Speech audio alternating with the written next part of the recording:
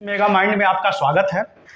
आज से मैं यूपीएससी, स्टेट पीएससी और वनडे के लिए विशेषकर यूपीपी, यूपीएसआई आदि एग्जामों के लिए जीएस का क्रैश कोर्स स्टार्ट कर रहा हूं और आज मैं हिस्ट्री से इसकी शुरुआत कर रहा हूं। क्रैश कोर्स से यहाँ मेरा मतलब ये है कि मैं उस टॉपिक का बेसिक कॉन्सेप्ट बताऊंगा और ज़्यादातर डिस्कशन में क्वेश्चन पे करूंगा कि कौन से क्वेश्चन इससे पूछे जा चुके हैं इस टॉपिक से और कौन से क्वेश्चन इस टॉपिक से बन सकते हैं, ताकि आप जब एग्जाम दें तो आपको इससे बेनिफिट मिले, ताकि कोई ऐसा ना लगे कि मैं नया क्वेश्चन टैकल कर रहा हूं, आपको लगे कि हाँ आप क्वेश्चन मैं पढ़ चुका हूं। जीएस पढ़ना एक आर्ट है। इसके लिए देखिए, ध्यान दीजिए, मेरी बातों पे फोकस कीजिए। जीएस जो पढ़ना एक आर्ट है, टेक्निक है। पढ़ाई तो हर कोई करता है, लेकिन सक्सेस बहुत कम लोग होते हैं, क्योंकि एक जो है रामायण महाभारत की तरह आस्था और विश्वास के साथ बुक्स को लेता है, पूरा पढ़ जाता है, और एक दूसरा जो व्यक्ति है जो स्मार्ट इनफ है, वो जो बुक्स लेगा उस सिलेबस के अकॉर्डिंग वही चीज़ बुक्स में पढ़ेगा जो उसके सिलेबस में दिया है, और उतना ही पढ़ेगा। वो ना ही ज़्यादा पढ़ेगा ना ही कम पढ़ेगा, क्योंकि उसको पता है what to read, what not to read, क्या पढ़ना है क्या नहीं पढ़ना है। और दूसरी विशेष बात मैं ये कहना चाहूँगा कि अगर आप पढ़ते हैं और पढ़ते वक्त आप ये फिगर आउट नहीं कर पाते हैं कि इस लाइन से कितने क्वेश्चन बन सकते हैं, कैसा क्वेश्चन बन सकता है, तो आपका पढ़ना व्यर्थ जाएगा, क्योंकि एग्जाम में जैसे ही क्वेश्चन आएंगे आपको लगेगा ये कहाँ से आ गया। तो लाइन बिटवीन द गैप जो होता है उसको आपको जानना है।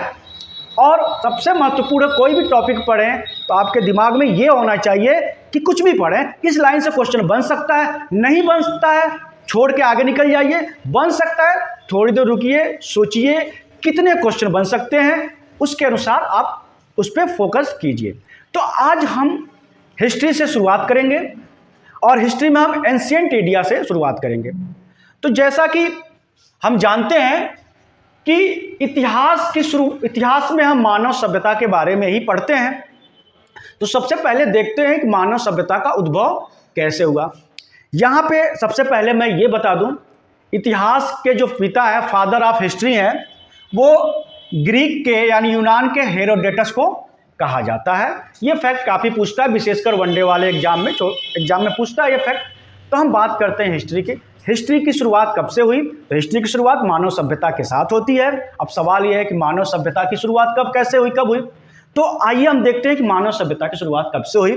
तो जैसा कि हम जानते हैं, हमारी जो पृथ्वी है उसकी उम्र लगभग 4.6 अरब वर्ष है, और हमारी पृथ्वी तो धीरे धीरे पेड़ पौधे सरीसृप आदि का निर्माण हुआ, धीरे धीरे इनका अस्तित्व पृथ्वी पर आया।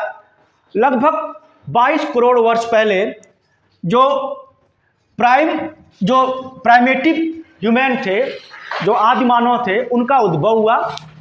वो रामापिथेकस कहलाते थे।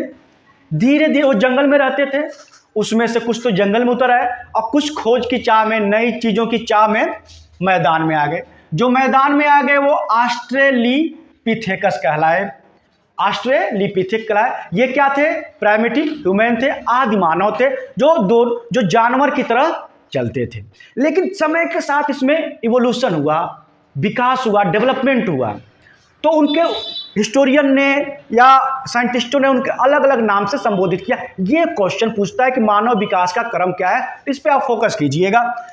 जब इनमें थोड़ा सा परिवर्तन आ गया, सपोज दैट ये सीधा खड़ा हो गए, तब ये इरेक्टस कहलाए। बस सीधा खड़ा हो गए, वो अपने हाथ पैरों का बहुत अच्छा यूज नहीं कर पा रहे, बस खड़ा हो गए। फिर उनमें इवोल्यूशन हुआ, विकास हुआ, तो वो कहलाए नियांडरथेल। जैसे वो अपने दोनों पैरों का बेहतर उपयोग करने लगे, हाथ का उपयोग करने लगे, है ना, तो वो कहलाए नियांडरथेल। और उनमें और विकास हुआ, मतलब वो घूमने लगे, बैठने लगे, है ना, सोने लगे, अपना जो गला है घुमाने लगे, तब वो कहलाए क्रोमोगैनन। और लगभग 10,000 वर्ष पहले आधुनिक मानव यानी हम लोगों का उद्भव हुआ, जिन्हें हम होमो सेपियंस कहते हैं।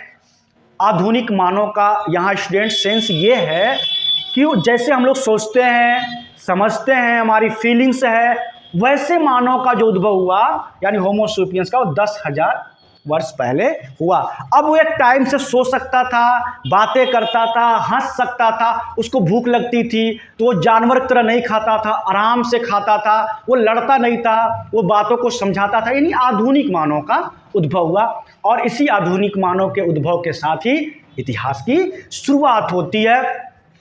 तो पहले तो ऐसा माना जाता था कि इतिहास की शुरुआत हर देश में अलग अलग काल में हुई है। जैसे रोम की सभ्यता के साथ यूरोप की इतिहास की शुरुआत हुई, भारत में वैदिक काल के साथ भारत में इतिहास की शुरुआत हुई, फिर खोज हुआ तो फिर पता चला हड़प्पा सभ्यता के साथ भारत में इतिहास की। लेकिन डेनमार्क के कोपेनहेगन संग्रहालय में मिले पत्थरों पे जे थॉमसन नामक एक इतिहासकार ने 19वीं शताब्दी में सर्वप्रथम पाषाण काल की खोज की, पाषाण शब्द की खोज की। तो जे थॉमसन ने बताया नहीं, पूरी दुनिया में जो मानव सभ्यता की शुरुआत हुई पाषाण काल में हुई और ये पूरे दुनिया में था, यानी पूरे दुनिया का इतिहास एक था जिसकी शुरुआत पाषाण काल से हुई। तो जे थॉमसन ने सर्वप्रथम पाषाण काल को बताया और पाषाण शब्द दिया इतिहास में। उसके बाद तो अलग अलग जगहों पे इतिहास की खोज की शुरुआत हो गई। तो ये ध्यान रखिएगा, ये क्रम पूछता है मानव का विकास का। इरेक्टस के बाद निएंडरथैल, निएंडर क्रोमोगेनन और क्रोमोगेनन के बाद होपिस। उसके बाद तो इतिहास की शुरुआत हुई, फिर साक्ष्यों के आधार पर इतिहास का बंटवारा शुरू होने लगा। भारतीय इतिहास का भी साक्ष्यों के आधार पर बंटवारा हुआ, जो आपको जानना है। जिससे क्वेश्चन पूछते हैं, मैं बताऊंगा कौन सा क्वेश्चन पूछता है, ध्यान दीजिएगा। तो साक्ष्यों के आधार पर इतिहास का, भारतीय इतिहास का बंटवारा 3 भाग में हुआ।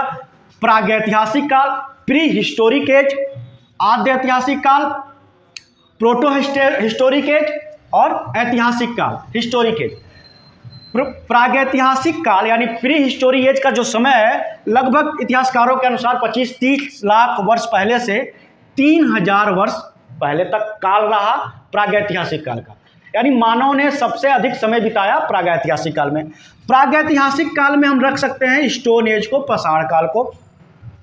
पाषाण काल यानी पाषाण काल में मानव ने सबसे अधिक समय बताया। अपने नेक्स्ट वीडियो में हम जो शुरुआत करेंगे पाषाण काल से, पाषाण काल के बारे में पढ़ें। अभी हम थोड़ा सा हिस्ट्री के बारे में बेसिक्स को जान लें। उसके बाद आद्य ऐतिहासिक काल। आद्य ऐतिहासिक काल, यहाँ इसका डिफिनेशन आप समझ जाइए, एग्जाम में कई बार पूछ चुका है कि आद्य ऐतिहासिक काल किसे कहते हैं। तो आद्य ऐतिहासिक काल उस काल को कहते हैं जिसमें पुरातात्विक साक्ष्य के साथ साथ साहित्यिक साक्ष्य भी पाया जाता हो, लेकिन साहित्यिक साक्ष्य को पढ़ा न जा सका, साहित्यिक साक्ष्य को पढ़ा न जा सका हो। इस काल में हम हड़प्पा को रखते हैं आद्य ऐतिहासिक काल में, वैदिक काल में, क्योंकि आप जानते हैं हड़प्पा लिपि को आज तक पढ़ी नहीं जा सकी है। जिस दिन पढ़ी जाएगी उस दिन हो सकता है इतिहास ही बदल जाए हड़प्पा की। और वैदिक काल को भी इस काल में रखते हैं, ये भी क्वेश्चन पूछ चुका है क्यों रखते हैं। तो इसलिए रखते हैं कि वैदिक काल में भी कुछ लिखित के बारे में कुछ लिखित नहीं मिलता है, क्योंकि वैदिक साहित्य की जो रचना हुई ना वैदिक काल के बाद हुई, गुप्तावधा पीरियड तक होती रही, इसलिए इसको भी हम आद्य ऐतिहासिक काल में रखते हैं। फिर है ऐतिहासिक काल, 3000 ईसा पूर्व से 600 BC तक आद्य ऐतिहासिक काल है। और उसके बाद यानी 600 BC के बाद 6ठी शताब्दी ईसा पूर्व के बाद ऐतिहासिक काल है। ऐतिहासिक काल की शुरुआत होती है महाजनपद काल से या मौर्य काल से शुरुआत इसकी होती है। इसके अलावा इतिहासकारों ने अध्ययन की सुविधा की दृष्टि से भी इतिहास को 3 भागों में बांटा, ताकि अध्ययन और अध्यापन एक क्रम से किया जा सके। बस ये अध्ययन और अध्यापन के लिए बांटा गया है। प्राचीन भारत, मध्यकालीन भारत और आधुनिक भारत। प्राचीन भारत का समय है लगभग 30 लाख या 25 लाख ईसा पूर्व से 712 ईस्वी तक, एडी तक।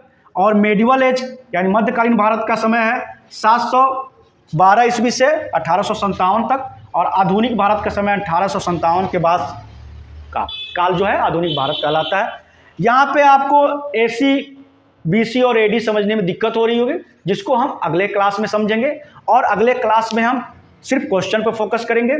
तो आज हम लोगों ने क्रैश कोर्स स्टार्ट कर दिया है, आगे का वीडियो आप जरूर देखिए। अगर आपने मेरा चैनल अभी तक सब्सक्राइब नहीं किया है तो सब्सक्राइब कीजिए, लाइक कीजिए, शेयर कीजिए और कमेंट कीजिए।